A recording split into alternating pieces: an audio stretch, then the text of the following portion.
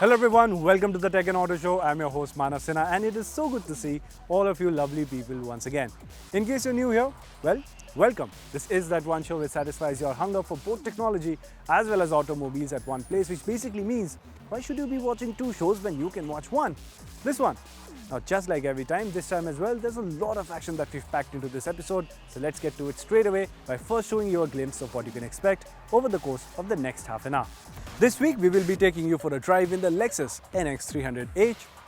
Then we'll be taking a look at the brand new Oppo F19 Pro Plus.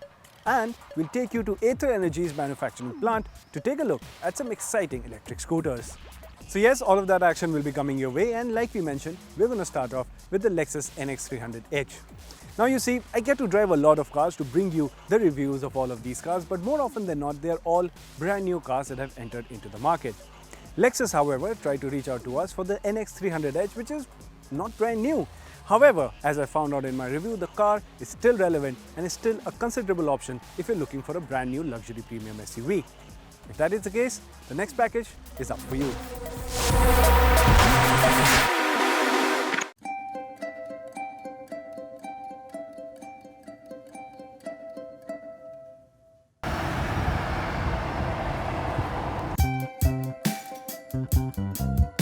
Now, cars that are made by Lexus have a really particular way of being themselves. That's the Lexus experience that Lexus cars offer and are known for. However, if you want to get your hands on a Lexus SUV, your most accessible option is this, the Lexus NX300H. However, the question is this car cutting any corners on the Lexus experience that it's known for? And what is it exactly that you're getting for the money that you're spending on this car? Well, I'm here to tell you all about it.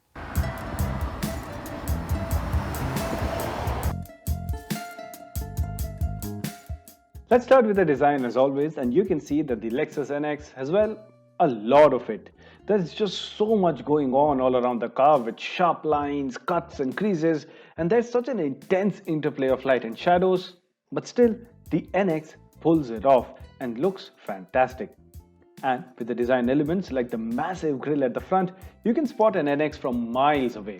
And that's a good thing for those who like to stand out of a crowd of German SUVs to be specific. Once you're inside, you may not be immediately impressed with the interiors.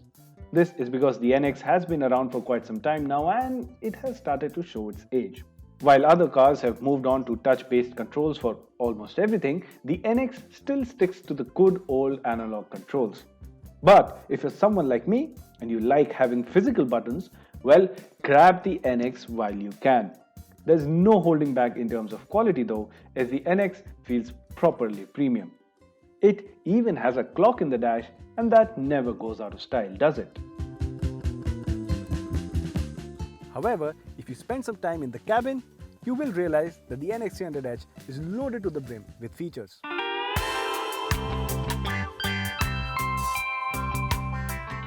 The NX comes with electrically adjustable seats as well as the steering wheel. You get features like a heads-up display, cooled and heated seats for both the front passengers, wireless charging, a heated functionality for the steering wheel, 8 airbags, and you also get a powered tailgate which can be customized to what height it opens up to. This brings us to the boot space, and honestly, it's not very practical due to the full-size spare wheel that it has, but you can pop down the rear seats for more space. And the process of folding down the rear seats can be done through buttons which are located in the boot, is accessible to the rear seat passengers, as well as to the driver as well.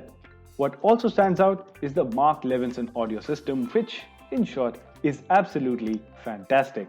What's not so fantastic, however, is the fact that while it gets a 10.3-inch infotainment display, but this is not a touchscreen unit. In order to use it and go through the menu controls, you have to use a trackpad which has excellent haptic and touch response, and it is adjustable for sensitivity as well. Now, while this trackpad is of very high quality, one cannot help but find it outdated in the sea of brilliant touchscreens out there right now. The instrument cluster, albeit customizable, is again showing its age.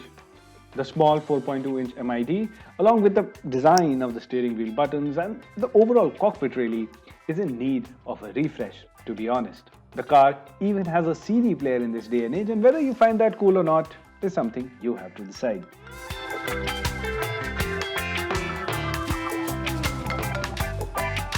And once you're seated over here, the first thing that's evident is you sit quite high in the NX300H, and that gives you great visibility out in the front. There's a lot of light that comes into the cabin, and the large panoramic glass roof helps that cause even more. The seats are really comfortable, I've got great under thigh support, and I'm gonna have 3 people sitting abreast over here without any problem. And while the seating is comfortable for sure, people taller than 6 feet will not like to be in there for long, as the headroom is simply not enough for rear passengers. What the NX does make up with, and does so rather splendidly, is with the way it drives. Yes, it's got the magic carpet ride quality which Lexus cars are known for. If you are at the front or at the back, the NX glides over everything, and it's the little things that take the experience to the next level. Things like how well insulated the cabin is from outside noise, or just how quick the auto headlamp sensors are to respond when you enter places like an underpass. And this driving experience can be customized to a great extent, as you can choose from 5 driving modes, including a custom setup which alters the engine, gearbox, suspension, and even how the AC performs. Don't forget, the NX is a hybrid, that it was the H in its name stands for. And the car can drive only on electric motors at low speeds as well. Powering the NX is a massive 2.5-litre 4-cylinder engine, which combined with the motors has a combined output of 195 horsepower and 210 Nm of torque. And while the NX is best driven with a light foot, if you do want to get sporty with it, you'll love just how good the suspension and the chassis work together in almost all conditions. But to be honest, it's not really an off-road friendly SUV, so I'd say you stick to the road. So to sum it all up, the Lexus NX300H is, well, not the most practical of the bunch, and is meant for those who like to drive their own cars rather than being driven around it, and for those who stick to the steady driving conditions and not really go off-road that much. However, if those are the criteria that you're fulfilling your next car with, then you'll find that the NX300H does not compromise on the butter smooth Lexus ride quality that Lexus cars are known for, and is actually loaded to the brim with features. And at the end of the day, I think this is one of the best looking cars in the segment as well. So if that's what you're looking for, the price tag might come across a little bit expensive at first, but it justifies its value pretty well. There you have it. That was a Lexus NX300H. Now let's move on to the world of technology, and let's talk about smartphones. Now, if you're planning to buy a smartphone, the 20 to 30,000 rupee price bracket can be often confusing because there are so many options that you can choose from. Well, Oppo has come out with a new offering in that segment. It's called the F19 Pro and the F19 Pro Plus. Shovik has got his hand on the Pro Plus model, the top of the line F19, and here's what he has to say about it up next.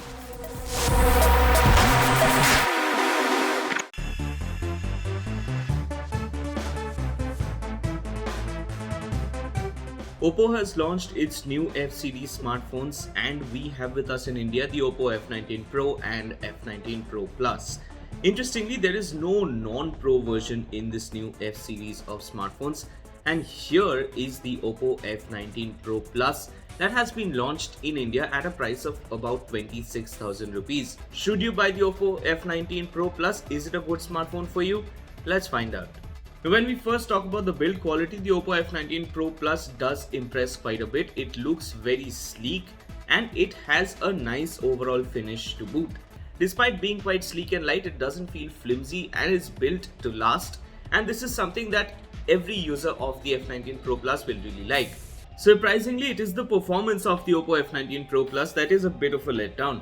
It's powered by the MediaTek 800U Dimensity series processor, which is a sort of mid-range offering, and that's fine given that this is a mid-range phone. However, on the overall performance terms, it doesn't match up to chipsets like the Qualcomm Snapdragon 765G or even the Snapdragon 730 series processors, which you find in a lot of devices. The performance difference is particularly noticeable in everyday usage cases such as switching between apps swiftly or browsing through the UI, and in these cases the Oppo F19 Pro Plus is a bit of a bother. In terms of gaming as well, this kind of shows, and there are stutters and lags and screen tears even when you game. In our benchmark Asphalt 9, it does seem to show the stutters that we are talking about. In terms of the camera performance, the Oppo F19 Pro Plus features a 48 megapixel main sensor, an 8 megapixel ultra wide unit, and 2 megapixel portrait and 2 megapixel mono camera units. The last unit also performs macro photography, and on the overall sense you get pretty much everything that you'd want except for an optical zoom unit. It also advertises a lot of new advancements made by Oppo, such as its AI highlight portrait video mode, and if you are primarily into video shooting, Oppo's F19 Pro Plus does get a lot of tasks done by itself with its AI engine, so you wouldn't need to tackle on settings by yourself. On the overall, the Oppo F19 Pro Plus camera is quite decent, particularly in daylight, and even in low light it doesn't really disappoint in terms of color accuracy and details as well. Finally, in terms of battery life, of course, the F19 Pro Plus does make a slight trade-off. It is a very sleek smartphone, so it doesn't get a massive bulky battery like the F62 does. Instead, it gets a 4300 mAh battery, but with 50 watt fast charging. It charges like a breeze. 100% charge comes up in about 45 minutes, 50% charge comes up in less than 25 minutes, and that is really impressive. With light usage, you can easily get a day's worth of battery life, and even with medium usage, you can get a good overall battery life that will last you through the workday. However, it is not a battery monster, so you will have to charge it frequently and make sure that you carry your fast charger around so that when you charge it, it charges fast enough. So to sum up, should you buy the Oppo F19 Pro Plus? Should you consider it? Should you shortlist it, or should you just ignore it? Well, the F19 Pro Plus is a decent looking smartphone and it feels quite good in hand. It's also got a pretty good enough camera and its battery charging speed is quite impressive. However, it does disappoint in terms of the overall performance, and devices such as even the Vivo V20, which uses a visibly older generation processor, and others such as the Realme X7 series and the Samsung's Galaxy F62, as well as the OnePlus Nord, make for better options at around the 26,000 asking price that Oppo has quoted for the F19 Pro Plus. On the overall sense, it is a good looking smartphone, it has a decent camera and it's got very good battery charging speed, but that doesn't negate the fact that it stutters in performance, and the price point of 26,000 further complicates the matters for the F19 Pro Plus. Now let's talk about sports. Well, don't worry, this is still the Tech and Auto Show, but you see, when we talk about sports nowadays, there is a tech angle to it. Nowadays, we have fantasy apps which let you make your fantasy teams and perhaps let you earn real money as well. So if you're wondering what it is all about and which are the apps that you should try, well, Dharab is explaining that up next.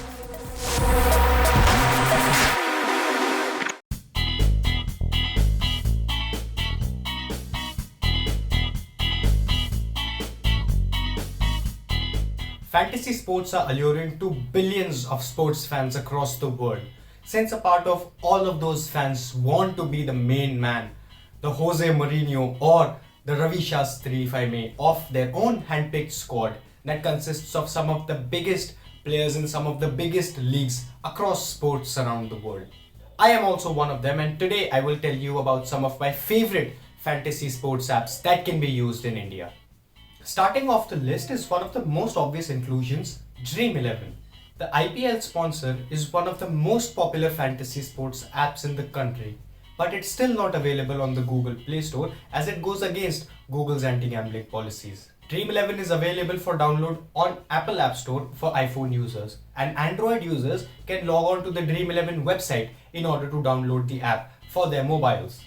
Now, Dream 11, while being for cricket predominantly, offers fantasy sports games in almost all sports, including but not limited to football, baseball, basketball, kabaddi, and more. Now, the concept for Dream 11 is rather simple.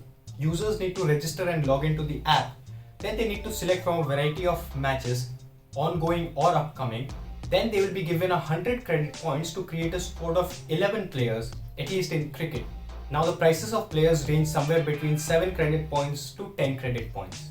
Users also need to match a certain criteria of the minimum amount of bowlers, batsmen, all-rounders or wicket-keepers that they can choose within their squad.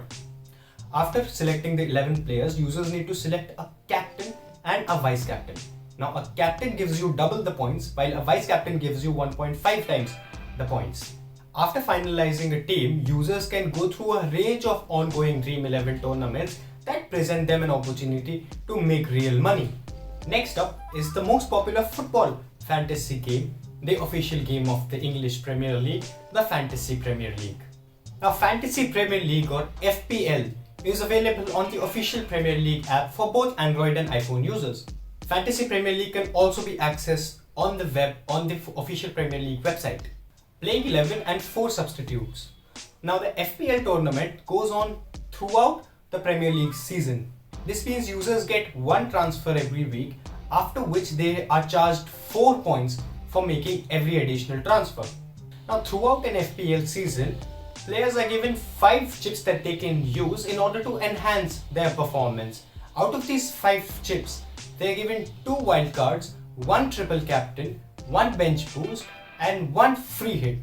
Now, a wildcard is used to make a complete overhaul of the team. Users can make as many changes as they want if the wildcard is active and they won't lose a single point. Triple captain, on the other hand, gives triple the points from a captain instead of the standard double the points that a captain is supposed to give. In Fantasy Premier League, a captain is supposed to give double the points of any player, while a vice captain is nothing but just a replacement for a captain. In case a captain is benched, the vice captain is made the captain by the FPL app automatically. Next up is Mobile Premier League, or MPL as it's called. Now, MPL is also another cricket-centric app, and the concept is very similar to Dream 11. Users are given the same 100 credit points and they're supposed to select a team of 11 players, meeting a criteria of the minimum amount of batsmen, bowlers, all-rounders and wicket keepers. Then users need to select their captain and their vice captain, and then they move on to select the tournament that they want to enter in order to make money through MPL. In both Dream 11 and MPL, users need to pay a nominal amount of money in order to enter tournaments where there is a chance of winning actual money. Now, the other football fantasy game we have is from the other immensely popular annual football tournament, the Champions League.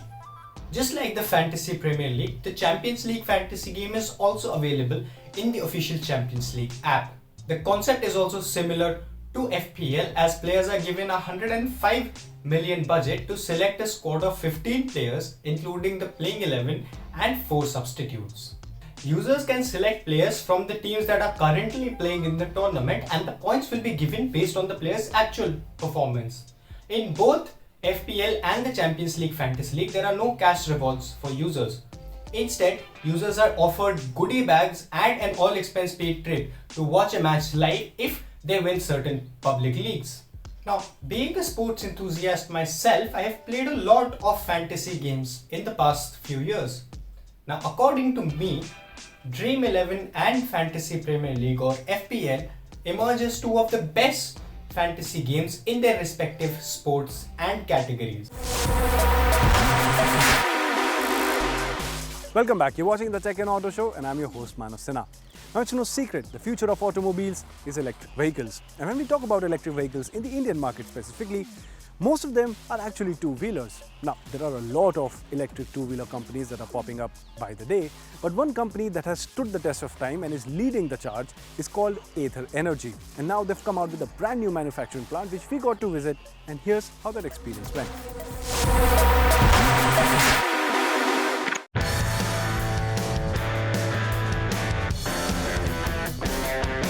Now, I don't know if you've heard it yet, but the new buzzword in town is electric. Several manufacturers around the world are pouring in millions of dollars just to have electric vehicles in their product portfolio. But if you're talking about the two-wheeler segment, especially in India, not a lot of established manufacturers have dipped their toe in this segment.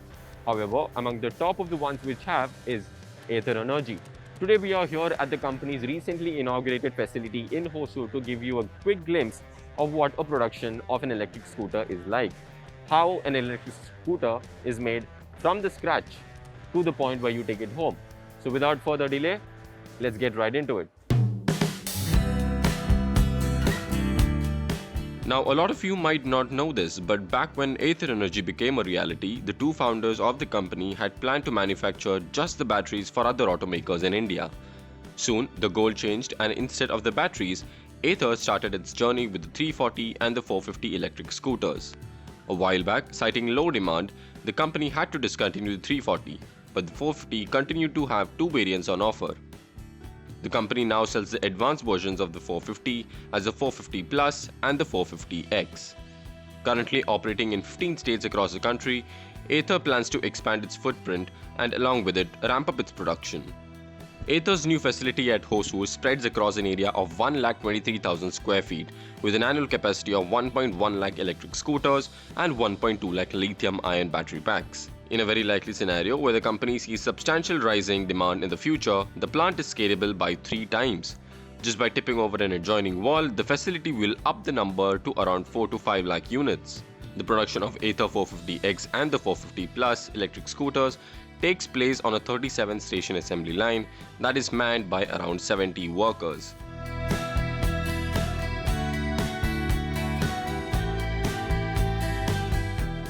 The process of assembly begins with the basic skeleton, which is made by joining its aluminium chassis and the rear subframe. Post this, in-house developed battery is bolted on the scooter. Following this, the scooter gets component like its wheels, suspensions before it is forwarded to the electricals such as instrument cluster, lights and more.